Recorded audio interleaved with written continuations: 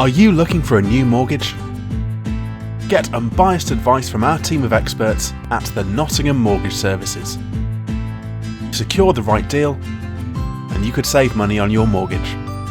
Visit thenottingham.com/mortgages and let us help.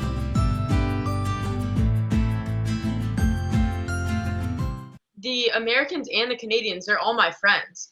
So here I am, like, obviously I'm American, so I'm going to cheer for Team USA, but I have gotten to know and respect a lot of the Canadians too. So here I am on the edge of my seat, like, oh my gosh, what's happening? That's it.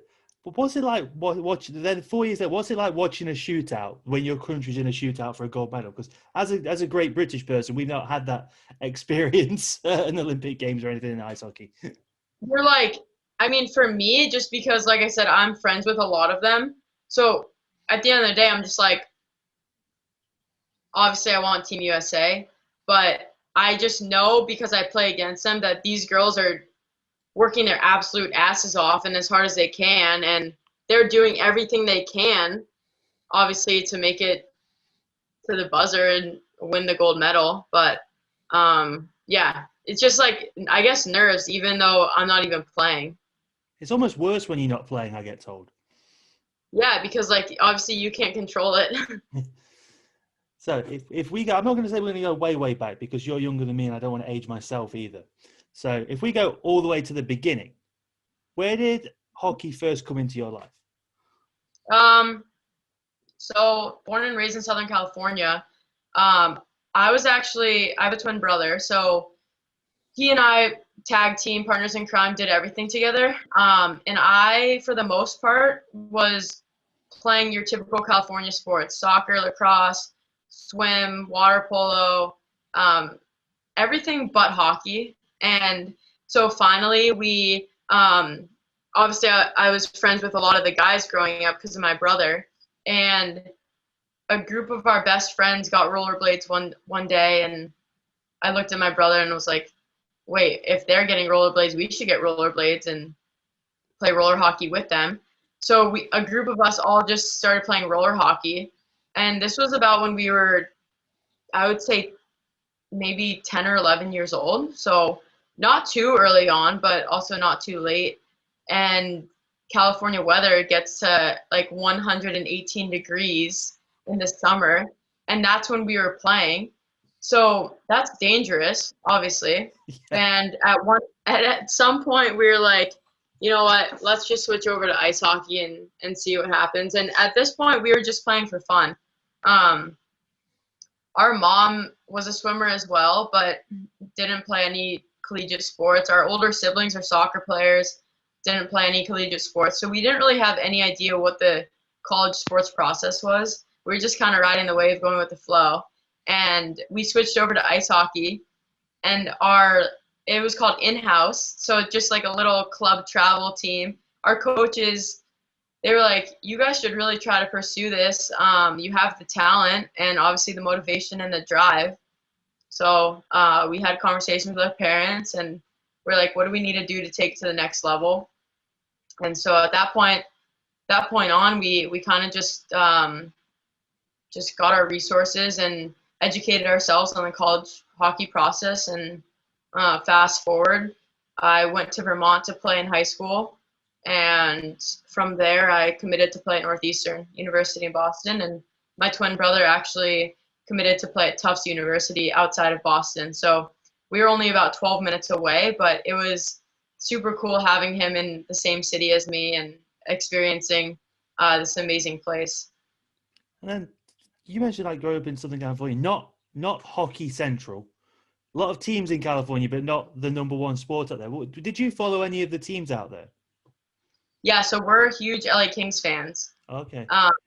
Yeah, so Lakers, Kings, Galaxy, obviously Sparks. Those are our major teams, but it was never like we were diehard hockey fans. You know, for the most part, we didn't even know much about hockey until we actually started playing roller hockey. So Lakers, I guess you're in a really good mood at the moment then. Yep. Oh yeah. Oh yeah. Dodgers, forgot about the Dodgers too. So The Sparks.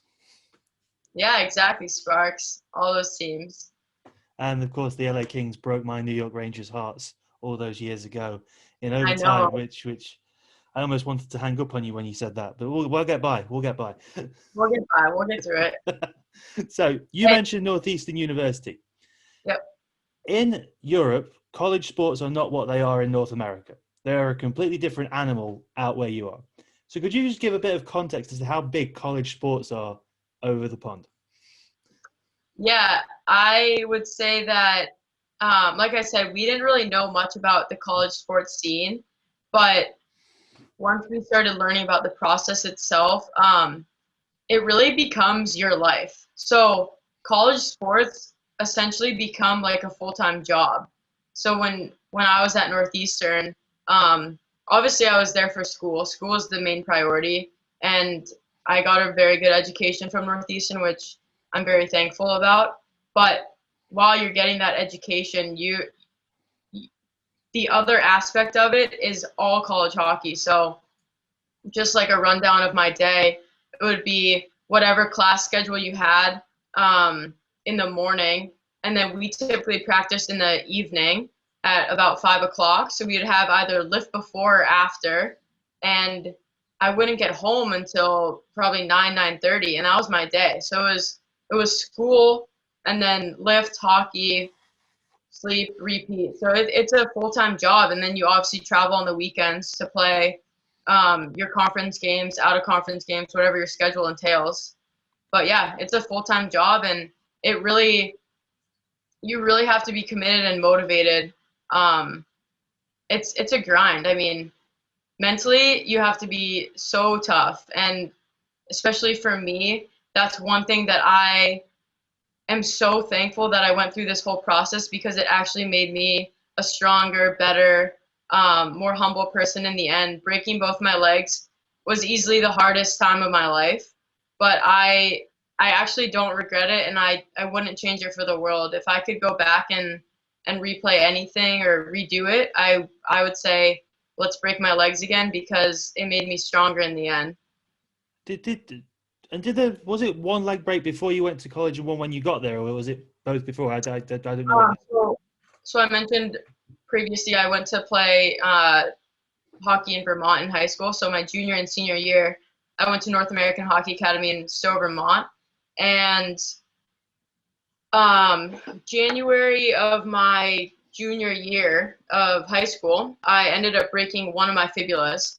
And then almost a year to the day, so recover, come back, and my senior year of high school, almost a year. So it was like end of January, my first one, and then the second broken leg was, I think, the first week of February. So very coincidental and ironic, but same bone on both legs, so both fibulas, and I was out for 6 months at a time.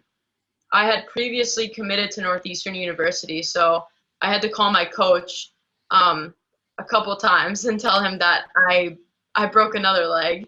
So, but my coach was awesome, and he honored my scholarship still, and he was like, I know you'll get back at it and come in strong. So I actually got to Northeastern, all recovered, healed up, and ready to go. And I ended up getting mono. So my freshman year was kind of a wash because I was very sick with mono. I actually had to go home to California because I was that sick, and my spleen and liver were so enlarged, and I didn't get cleared to play again until actually that summer. So imagine being out my junior year for a broken leg, my senior year for another broken leg, coming into Northeastern, out for mono. And then I'm like, all right, I'm back at it. I get cleared to play again, coming in for sophomore year at Northeastern. And one of my broken legs was acting up. So my team doctor at the time, he was like, Chelsey, just for your future and for your own body's sake, you should probably get this hardware out. Because, so I had 5 screws, and they were all going into my fibula bone, and one actually was going down into my ankle bone. So it was just an unfortunate event, and I ended up going in for surgery my sophomore year to get that hardware out. because it was actually inflaming my ankle and ligaments down there. So lost sophomore year to another surgery. And then finally my junior year was like my first year playing again in 4 years. So as you can imagine, it was definitely a roller coaster and a whirlwind of emotions. But like I said, I got through it and I'm stronger than ever. And now I actually embrace the adversity. And if there's any advice that I can give to anyone struggling with injuries or adversity or anything mentally defeating you, I would say embrace it, because you're going to get through it and it's going to make you a stronger person in the end. And then to come through, like you said, the 2 broken legs, the extra surgery, and like you grew up playing all kinds of different sports. It must have felt so alien to you to have those taken away from you for so long. Like just in general, just being able to do anything.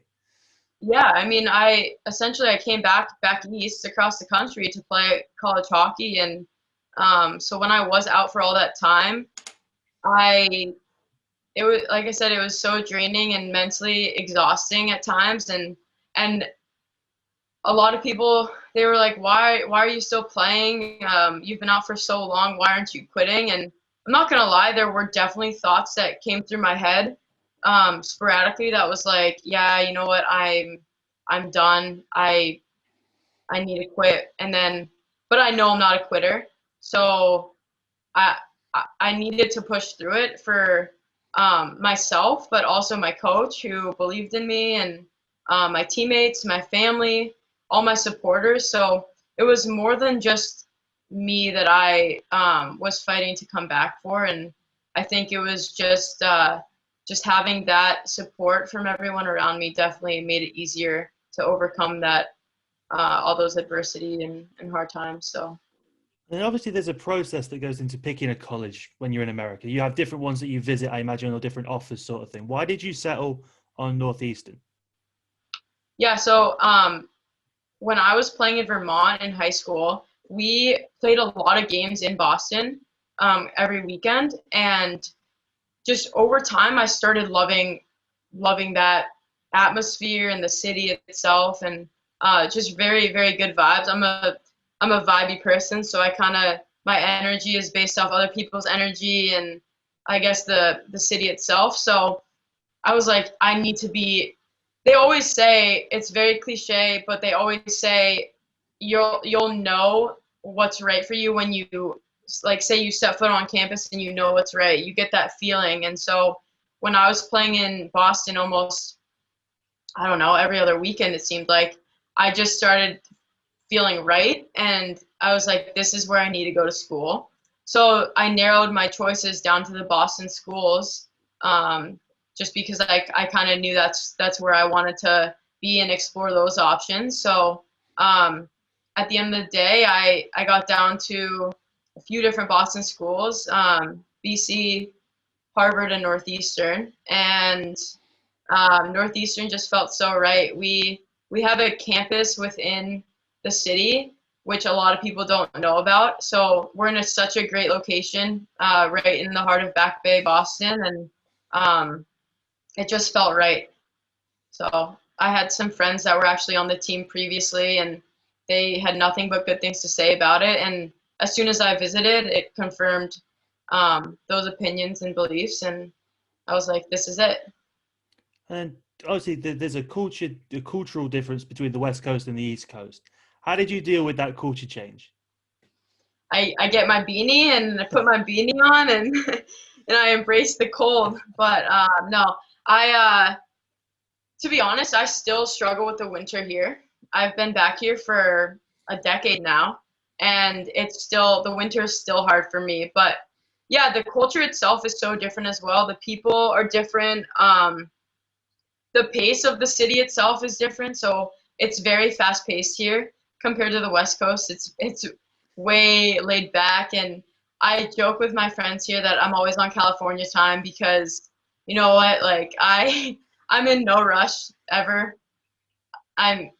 It's just not who I am. So I definitely had to adjust to the pace, but it's not going to change who I am at the end of the day. And you kind of just learn that you have to adapt to the weather sometimes, but the summers in Boston are amazing, and it obviously makes the winter go by faster knowing that summer's right around the corner. So, and I could always escape home in December for the holidays, which is a perfect time to do so. So it kind of separates it a little bit that way as well. I can still tell you're longing for the palm trees and the beaches from what's behind you. Yeah, yeah, I'm always on the beach. I need my pina colada and I'll be set. Such a juxtaposition of pina colada and a beanie. It just doesn't seem right. No. And then, when you look back at your time at Northeastern, is there a memory that stands out from playing the game? Because obviously you said like you missed 2 years, really. So yeah. for your secretaries, is there like a memory that stands out from playing the game there? Yeah. So there's a couple very strong ones. I mean, my Northeastern experience was unlike a lot of people's experience just based on my injuries, but my first game back my junior year was a pretty incredible feeling, and I actually scored 2 shorthanded goals my first game back, and my family was there, and it was just, like I said, it was so special to me, and that was really when I was like, all my hard work and motivation to get back to full strength was worth it. And I would say that's one of the best memories of my time at Northeastern and playing college hockey. But then from a team standpoint, we also, I don't know if you know much about the Beanpot tournament, but I saw the name of this trophy and I was very intrigued by it. Yeah, so I can explain a little bit about it. But so the Beanpot tournament is a tournament that all Boston schools play in every year, and it's essentially the Battle of Boston for best team in Boston, bragging rights and whatnot.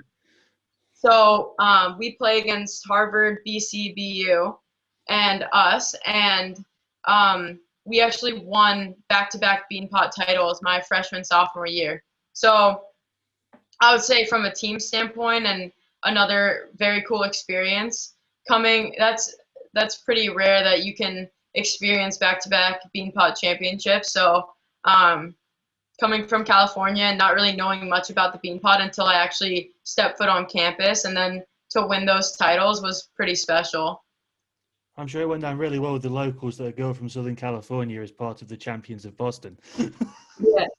I mean, I got a lot of questions. How does it feel? And it feels like any other one of my teammates from Boston. You know, you're still in it together. You're still in it with the team and competing for the title itself. So, yeah, I mean, it was definitely a special feeling.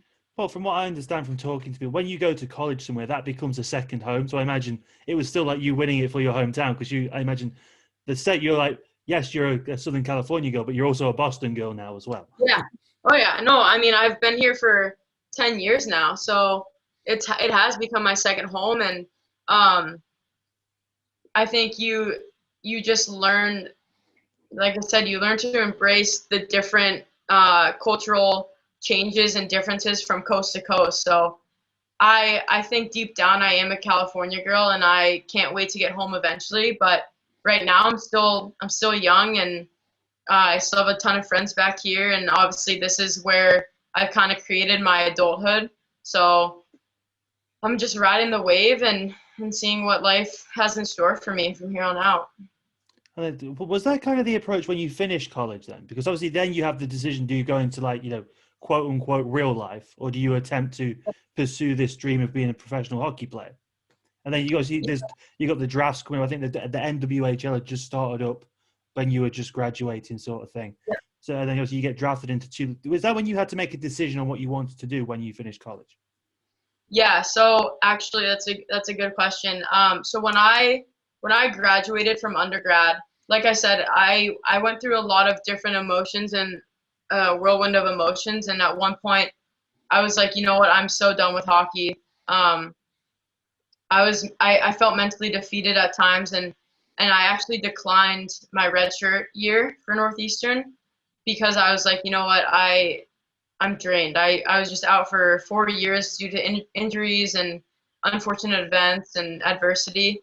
So I stayed at Northeastern for a 5th year, but didn't play hockey my 5th year. And it was such a great experience just um, having that college experience without the collegiate sports on the side of it. It was very different.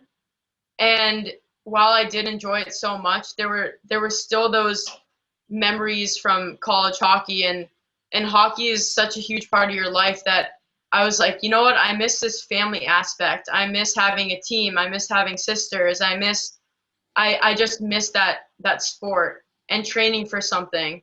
So that whole 5th year, I enjoyed my time, but I knew that I missed hockey so much. So I was actually getting reached out to by the coach of the Boston team in the Canadian Women's Hockey League, and a few of my friends were on the team as well. So they're like, Chelsey, we really think you should consider playing this and that. And I gave it some thought, and I was like, yeah, you know what? I would love to play again. So after I took my 5th year off without hockey, I decided to play professional hockey in the Canadian Women's Hockey League. And to be honest, it was one of the best experiences of my life because I was playing against the top talent in the world, arguably. And it gave me a sense of team again, a sense of family, sense of competition. And I missed so much of my college experience that this felt like I was kind of playing those years that I missed professionally. So it definitely made it an easy decision for me to stay out here and play professional hockey. And then life has a funny way of working itself out. I got into a master's program, so I was able to complete my master's degree at Northeastern and get work experience at the same time. So overall, I think it was one of the best decisions I ever made to commit to playing professional hockey. And fast forward now, now we're fighting for equality in the PWHPA, and I couldn't be happier. And then, like I say, you mentioned the PWHPA. We'll get into that in a second. But how did you? So you said you enjoyed playing in the CWHL because you're playing against all the best players elsewhere. And you mentioned shorthanded goals. So is the defensive side of the game something like you take pride in? Is that your bread and butter, so to speak? Yeah, I think so. It's interesting because as soon as I broke my legs, I would say maybe it was the mental side of my game, but my game shifted completely. So I am a forward, but I would say I classify myself more as a defensive forward. And I do take pride in blocking shots. I take pride in penalty kill. And I think playing the defensive game, just you're obviously, it's a very team component to the game, and you have to work as a team defensively, and if you want to get that win. So I do take pride in my defensive play as a forward. But what did you graduate? What did you study at college? What did you graduate in? So I completed my undergrad with counseling and therapy. Okay. I knew I wanted to. I love people. I love talking to people. I love being there to support people, and so I finished my degree with counseling and therapy with a psych specialization because I was like, you know what, maybe psychology would be cool, or some sort of sports counseling therapy aspect of it. And I actually got a minor in health sciences because I was also very interested in nutrition at the time. So then I was kind of putting the two together, and I was like, you know what, being a dietitian or a nutritionist also is of interest to me. And then I ended up getting my master's in management and leadership. So I've always wanted to be in a management position and helping people. So I'm still trying to figure it out what exactly I want to do, but I'm doing nothing that relates to any of my degrees right now. So I guess a little bit of my master's degree, but I'm in real estate now, and it's a very cool industry to be in. So. And that's one of the things, right? Like after 3 years in the CWHL, that league folds, it collapses. And now, from what I understand, that was a complete surprise to everyone, like that happened. Yeah. So we were actually, one weekend we got an email from our commissioner, and it basically said hop on a conference call on Sunday evening, and we knew nothing more, no other details. That's basically what it said. And obviously texts are getting thrown around, messages are getting tossed around, like what could this be about? Maybe this is a huge announcement for a partnership with us or something. And we hop on the call, and unfortunately the league decided to fold, and the PWHPA was formed from that. And I do think it was a very good decision, because women's hockey, obviously a lot of people don't know, but there are so many differences from women's hockey to men's hockey, and we are fighting for a more sustainable league for the future of women's hockey itself. So right now we're playing for young female hockey players to have a dream of playing professional hockey and earning a salary to play the sport that they envision playing professionally, you know? So I fully stand behind what we're doing with the PWHPA, and I do think while it was a crazy couple of weeks when that first came out, I do think I do think women's hockey is going in the right direction, and we're getting a lot of support that we need, and we're obviously not going to stop fighting for what we believe in. But just a few main differences that a lot of people don't know of is our practice times are so late. We all work full-time jobs to support ourselves, and our practice times are, I remember one year we practiced at 10:30 at night, and it was about 30 minutes outside the city, and I mean it was 45 to an hour away from most people. So we would get home at midnight, 1 a.m., and then we'd go to work the next day. So obviously that's not ideal as a professional athlete. And then we wouldn't have a locker room to keep our equipment in. We got minimal equipment provided to us. Just the list goes on.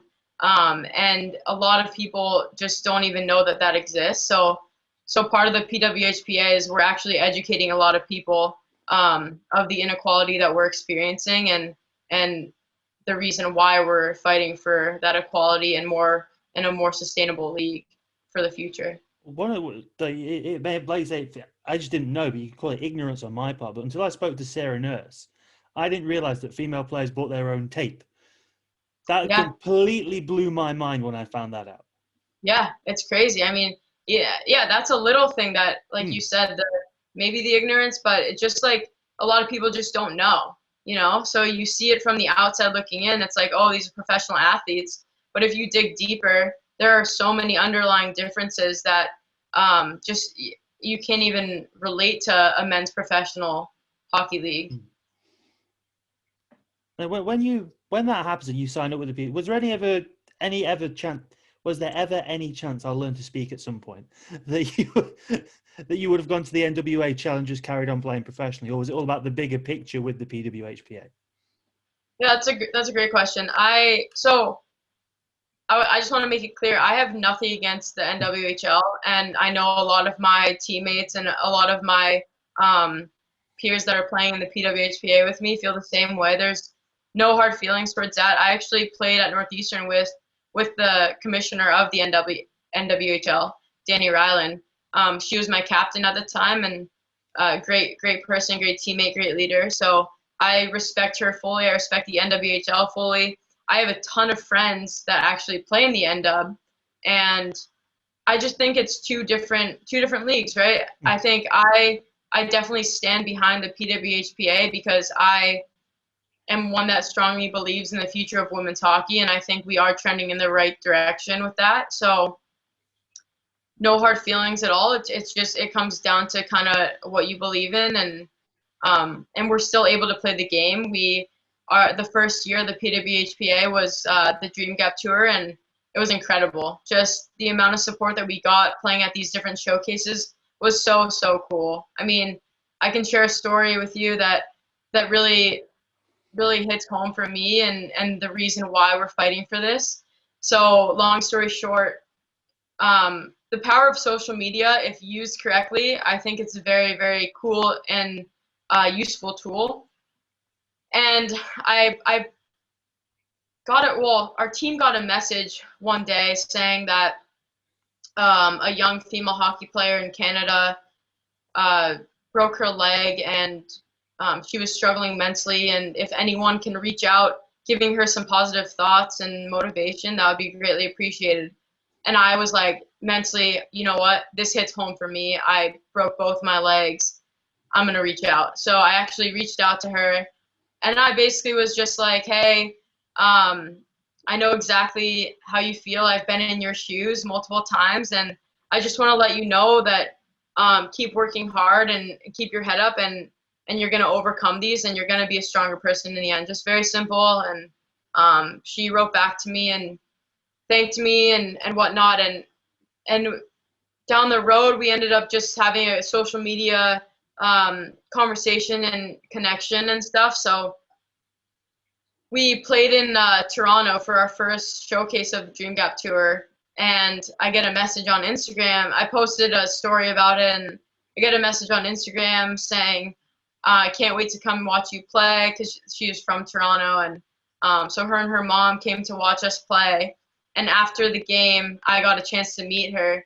And it was such a cool experience, turning the social media like connection into real life, and getting a chance to meet her. Obviously a young player that's hoping to play pro one day, I'm sure. And just having that connection with somebody who is now experienced something that I went through was super special. And I met her mom, and it was just unbelievable. So I think that really hit home for me, and that made me confirm and realize that what we're doing in the PWHPA is worth it, and it's going to pay off in the end. And the Dream Gap Tour, I don't know if it culminated, but a big part of it was this showcase at the NHL AllStar Weekend. How proud were you as a woman to watch that? Oh, so cool. I mean, I was getting texts and messages left and right, like, are you watching this? I was like, of course I'm watching this. Are you watching it? And yeah, I mean, so cool, especially having the opportunity to play with and against those female players that were representing us as a whole in the competition was so special, and obviously left a very good impression for women's hockey, and I think gained a lot of support from a lot of people that didn't really know the level that women's hockey has gotten to. And one of the really cool things is when the camera pans around. I remember I watched it not recently because I was speaking to someone who was in it, and the camera pans around the crowd. You can just see in the corridor. It focuses on, you got David Pastrnak just stood in the corner just watching, and there's a big smile on his face. And the involvement of the NHL players in getting the women's league off the ground will be a huge part of it, because you can see the relationship that NBA players have with the WNBA, and that's almost got to be the goal, to have that kind of relationship. Yeah, I think that's definitely something that we're striving for, that brother-sister relationship. And you know what? I keep saying it's trending in the right direction. I do truly believe it. Some of our leaders that have really taken this by the horns, Kendall Coyne, Hillary Knight, they already have those relationships with those NHL players. And I think that it's going to be huge for women's hockey if we can continue those relationships, and even with those NHL teams as a whole, it'll be huge for us, that partnership. Well, it's like if you watch it, like the first experience like professional women's sports I ever had was I came across the WNBA because they were putting games on Twitter, and I watched a game on there, and I started watching it, and I've watched it ever since, because it's something I watch it in the summer because it's a sport that's on in the summer. And then you watch, and then like courtside at a Sparks game, you've got LeBron in a Candace Parker shirt, and it's how important that is to see him in that jersey. It's such a good thing for guys to see, because it shows he respects it. Yeah, absolutely. No, I know. So even when we were in the CWHL, and we actually had a ton of conversations and a good relationship with the respective NHL teams. So I know the Calgary team that was in our league, they were trending in the right direction with the Calgary Flames, and you would see some tweets here and there of the Calgary Flames representing our league hats or our league shirts and whatnot. And even that support alone is tremendous for us. And then one question I ask every female who comes on here. Do you Yep. ever envision, because seeing people's faces is such an important part of identifying with someone. Do you ever see a future where women don't wear cages? That's it. I've never gotten asked that, but I love that question. Because you always got the option of the bubble or the Right. visor. Yeah. I could see it happening eventually when we do hit this milestone in our fight for equality and a sustainable league. I can certainly see the option to wear either a face shield or the helmet itself. But I think until we actually hit that point where it's a foundation and the league itself has been created, I don't think it's going to happen until that point. But I think that would be a very cool milestone in women's hockey if it did get to that point. Because one of the things that Renata Fast brought up to us, that she said that as a woman, you're not taught to really be disciplined with your stick as much because of the face shield. So it'd take a great deal of new muscle memory to learn to keep it lower, sort of thing. So you've got all those factors to count in that someone like me who doesn't play wouldn't consider. It would definitely be a huge adjustment. I think so. I wear a bubble myself, and I was actually thinking about switching over to a cage recently, just because the bubble, when it fogs up, it does, when you're mid-play and it fogs up, it does sometimes, you have to focus a little bit harder, which is fine. You get used to it. It's an adjustment you have to make. But obviously you can just see straight through a cage. And then having no cage itself or no face mask, I think the clarity would be tremendous, but I think it would be definitely an adjustment for sure. And have you managed to get on the ice much at all this year, recently, with everything that's gone off? What was that? Sorry. Have you managed to get on the ice at all this year with everything that's happened?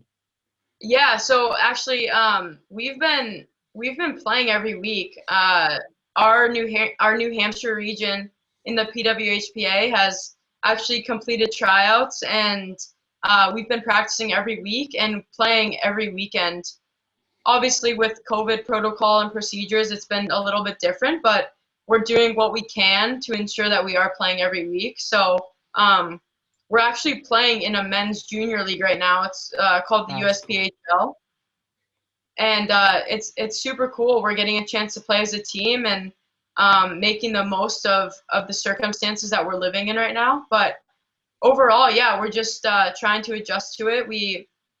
Prior to every practicing game, we have to get our temperature taken and complete a wellness check. But you know what? If that's what it has to be for us to play, we're gonna do it, and we have been doing it. So I'm so happy that we've been able to get on the ice. Obviously, these times are so unknown, and we have no idea what the future holds right now. But for now, we're making the most of it, and it's super cool just being able to get back on the ice with everyone.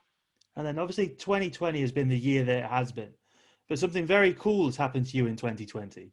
You became a Hall of Famer. Talk me through this Southern California Jewish Sports Hall of Fame. What is this? How did it come about? Go. All right. So full disclosure, full honesty. So as a 27-year-old, my favorite social media platform, aside from Twitter, is LinkedIn. So LinkedIn is my favorite platform just because of networking and whatever. And so I actually received a message on LinkedIn, and it was like just something along the lines of, hey, we're interested in inducting you into the Hall of Fame. Can you please send us your contact info for more details? And it is 2020, so you do have to kind of be careful of messages you receive and whatnot. And I don't just send my contact info around and whatnot. So I was Googling. I was like, is this a scam? Like, is this real? I had never heard of it. And so I Googled it. It seemed legit. There's a lot of very, very cool athletes that are inducted into this Hall of Fame. And So I message back and I basically say, hey, I actually don't just give out my contact info without a little bit more information. And he was very nice and messaged me back and gave me more details about it. And after a few more messages back and forth, I was like, this is legit. And after Googling and doing my research, I was like, this is legit. So long story short, I fly out to Southern California, my home place, and get inducted at a famous museum out there, and it was one of the coolest experiences of my life. I mean, I had no idea it existed before then, but my family and friends, they were able to attend, and I was like, before this pandemic happened, 2020 was off to a great start. You know, my birthday's in January. I got inducted into a Hall of Fame the next weekend, or the weekend before my birthday, and I was like, this is great. 2020 is off to a rocking start, and then obviously the pandemic hits. But yeah, I mean, back to the Hall of Fame, it was a very, very cool experience, and I was actually inducted alongside some well-known athletes. I don't know if you're a baseball fan, but Jock Peterson on the Dodgers, he was inducted alongside me. I was inducted alongside 2 other MLB players and a fencer and some other very cool athletes. So it was a huge honor, and I couldn't be more grateful to have been in that position. Well, you're certainly the first Hall of Famer that's ever been on this show, so that's another box ticked for the show. Yeah, I know. I mean, definitely such a cool experience, and I'm never gonna forget that moment. It was so cool. And then obviously the thing with the PWHPA, as you say, you go on these games that you're playing in, but you are working full time alongside whilst trying to fight for this dream of the professional women's hockey league. Yeah. And obviously there's no one better suited with what you've fought through. There's no one better suited to be involved in that than you. But how mentally taxing is it for you, like day to day right now with your job and then with going to hockey and playing games, I imagine at weekends and stuff like that? Yeah, it's a kind of mental toughness that you don't just gain overnight. You know, you really have to, like I keep saying, you really have to embrace these differences and this adversity that women's hockey players face. So, I mean, working a 9 to 5, depending on your job and industry, can be stressful and taxing enough. So, my job actually is stressful at times, and I do undergo a lot of stress during that. So after a long day of work, and then you have to drive an hour to play hockey, practice hockey, and then drive home and get home late, and then do work all over again the next day. It takes a certain kind of mentally tough person, but you train yourself to obviously embrace what we're fighting for. So whenever I do, I mean, it's a rainy day out today, and obviously I can sit here and say, you know, sometimes the rain puts a damper on plans or your mood, but ever since my experiences at Northeastern, I'm going to say I'm going to go dance in the rain, because I think we're taking these differences and struggles that we're facing right now, and we're going to be the building blocks to a more sustainable women's league, and you just have to remind yourself of that as you're going through it, and as these thoughts are coming through your head of, oh, you know what, like, I'm so exhausted today and we still have practice. You know what? We're still playing the game we love. We're still getting on the ice during a pandemic, and we're fighting for what we believe in. So I do sometimes those thoughts come through my head, but I rarely have those thoughts, because I think the bigger picture is we're fighting for change, and I think it's so cool to be a part of that. So I'm loving every second of it, and I'm playing the game I love, and I have a family behind me playing for the same reasons. So overall, it's just a new lifestyle that we've all developed. You know, you have work, and then you have hockey, and you balance the two, and then you balance your social life and everything else in between.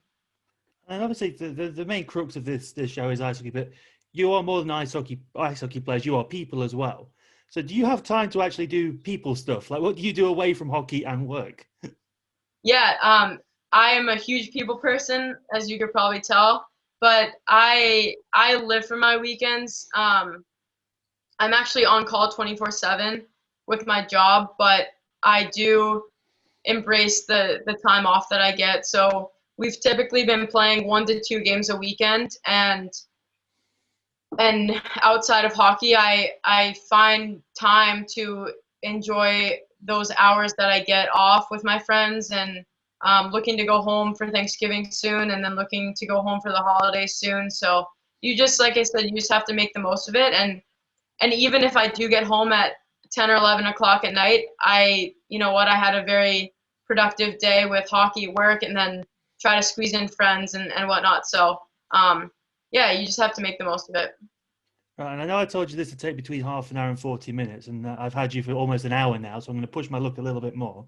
If you Yeah, could, sure. because one of my favorite things that I like to end this show laughing and smiling, because I think that's what Yeah. the world needs at the minute. So if you look back at your time in ice hockey, is there, and put you on the spot, is there a story that just makes you laugh? Oh man. I mean, I think that every day brings something new that you don't expect, right? And even when I grew up playing with the boys, um, boys hockey versus girls hockey is so different. Even just playing with each other is so different. So I mean, growing up playing with the boys was so fun, and then playing with the girls, every day brings something different, and you never know what you're gonna get. But there's always something. I mean, I remember we were in one of our Beanpot games, and this isn't necessarily happened to me, but my line mate at the time. Somebody had just scored a huge goal, and I think it was the first round of Beanpot, so we ended up winning the game. But I think it was an OT win, and the OT winner scores. Everyone's cheering on the bench. Everyone's jumping up and down, and my line mate, obviously so excited, just misjudged the boards a little bit and just went flat on her face over the boards. And I mean, obviously, like, we were all sharing that celebration together, but then looking back and seeing my line mate just like face down on the ice was pretty funny. But yeah, I mean, I'm sure there's so many more memories I can think of, but it just, every day was something different, something fun. Well, thank you so much for your time today. This has been incredible.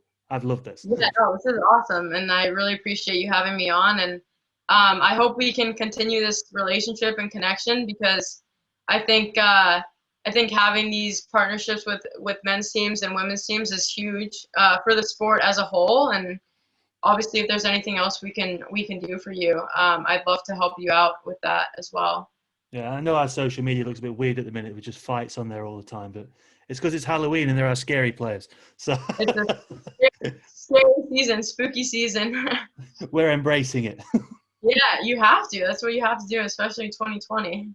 Well, I think the physical side of the game obviously is dying down, but over here, that's kind of what people grew up on, like, because like NHLers fighters who would like wind down their careers would end up over here. So back in the 90s, this league was like a bloodbath. Before I watched it, I started watching in 2010 over here. I didn't know there was a team in existence over here until 2010, and yet 10 years later, here I am working for them. So I love it. Yeah. So do the fans out there, they live for the fighting then, I'd imagine. They do. They enjoy that side of the game very much. And when it's not necessarily the fighting. They like a passionate player. So not necessarily someone who fights, someone who will get stuck in and go into the corner with their elbows up, just like little niggly player. Like they don't need to be an out and out goon. Because hockey fans in the UK, what always surprises players who come over is how knowledgeable they are about the game. So when they meet them at fan events that we run, they have conversation and like, oh, people over in this country actually know about the sport. But it's just that they grew up on passion and blood and thunder. So they expect that from the modern player, which isn't always there. That's a unique perspective for sure. And then you could obviously even compare it to women's hockey, more of a finesse game, because we don't have the physical. We are physical, and when you get to the high levels, the referees do let you play, and obviously take the body a little bit more, but we don't have the checking or the physicality behind the men's game. And I think the difference is the finesse of the women's game is so cool. And you see all these players that just very smooth hands and can read the ice very well. Just different kinds of players, I would say. Well, with all the stuff with CTE and things, the men's game has never been closer to the women's game than it is today, where it's all about speed and skill rather than this. So the gap is shortening how the game is played. Yeah, no, I agree completely. And that's what makes it so, like, that NHL AllStar Showcase, that's what makes that so watchable, is that it's not really different. You're watching the same product almost at this point. Yeah, for sure. Same product.